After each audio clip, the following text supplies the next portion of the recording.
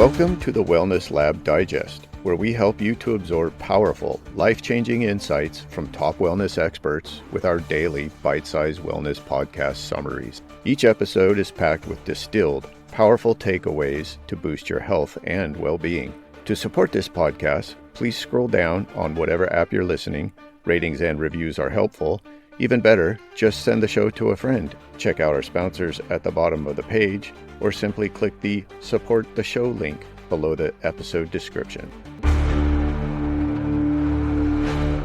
What if everything we think about success and happiness is completely backwards? The longest study on human happiness ever conducted just revealed something that turns conventional wisdom on its head. You know, when you mention this Harvard study running for 86 years, it really puts things in perspective. That's longer than most scientific research even exists. And here's what's fascinating.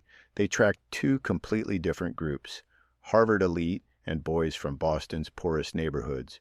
But regardless of where they started, the same pattern emerged over and over. Let me guess, it wasn't about money or status. Not even close. The study found that relationship quality was the single strongest predictor of health and happiness. We're talking about data showing that your friendships at 50 are a better indicator of your health at 80 than your cholesterol levels. That's wild when you think about how much time we spend obsessing over diet and exercise compared to maintaining relationships. Well, here's something even more surprising. They discovered that relationships actually work as biological stress regulators. When we're connected to others, our bodies literally process stress differently. So what does this mean for all those people grinding away at 80-hour work weeks, thinking they're investing in their future? The data suggests they might be focusing on the wrong metrics. The researchers found that people who prioritized relationships, even during their busiest periods, showed significantly better health outcomes decades later. You know what this reminds me of? That whole deathbed regret thing, where no one ever says, I wish I spent more time at the office. Exactly. And get this, they found that loneliness is as damaging to our health as smoking 15 cigarettes a day. But here's the hopeful part. Even small social interactions can make a meaningful difference. Like actually talking to your barista instead of ordering through an app. Precisely.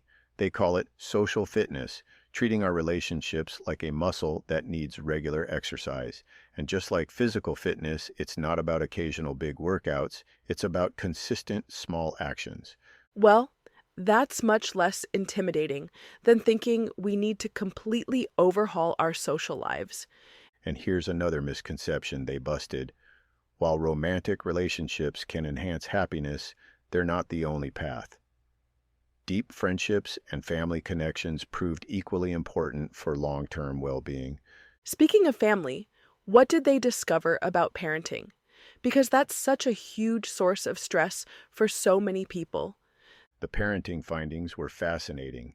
They found that emotional stability and teaching relationship skills through example were far more important than traditional measures of good parenting. Children who experienced warm relationships at home were 3 times more likely to develop healthy relationships as adults. That really puts all those Pinterest-perfect parenting moments in perspective, doesn't it?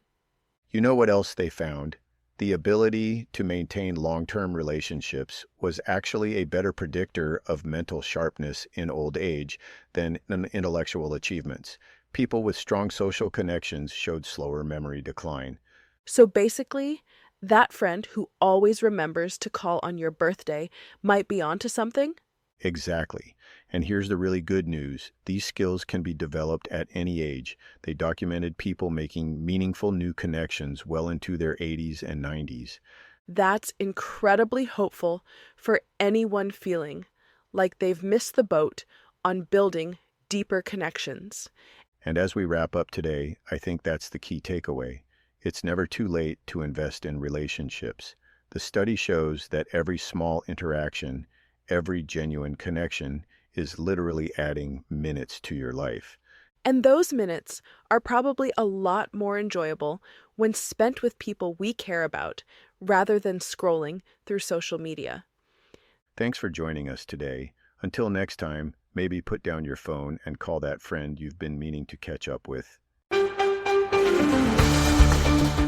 Thank you for listening to the Wellness Lab Digest. If you have received value from the podcast, I have 3 asks of you. 1, share the show with your friends and send them a link to the show. 2, please leave a rating and review in whatever app you're listening. And last but not least, please let me know what topics you would like us to cover in the future.